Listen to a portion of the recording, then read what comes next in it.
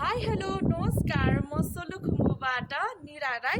तपाईँहरूको ठाउँमा सन्चै हुनुहुन्छ? म पनि ठिकै छु है। आज चाहिँ है म फेरि जुन बेस स्कुलबाट चाहिँ दोस्रो पटक यी स्कुलको बिल्डिङमाथि आइसकेको छु है।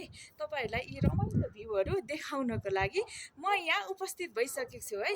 कोही पनि आउनु भएन होइन, आउँछु चाहिँ भन्नुहुन्थ्यो तर कोही आउनु भएन। अब चाहिँ रियल नै आउनु ल, यति धेरै रमाइलो छ होइन।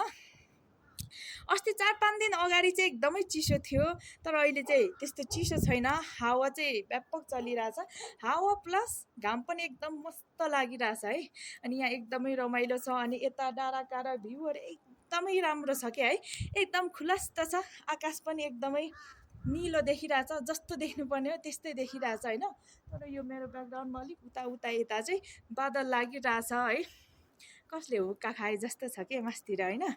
त्यही पनि एकदमै रमाइलो छ होइन। वरिपरिको अस्तितिर चाहिँ वारीको पारी देख्थेन, अहिले चाहिँ एकदमै वारीको पारी घरहरू पनि एकदमै आई कन्ट्याक्ट गरेर चाहिँ घुम्न सकिन्छ। एकदमै रमाइलो छ होइन। भ्यू हेर्नुहोस्, तपाईँहरूले देखिसक्नु भएको छ। यता मात्रै नभएर यता नि कति धेरै रमाइलो छ, यता नि रमाइलो छ। यहाँ त गाउँ छ। अहिले चाहिँ म यति यो चाहिँ स्कुलको बिल्डिङमाथि बसेर बोलिरहेको छु होइन। यति धेरै रमाइलो भइरहेछ है।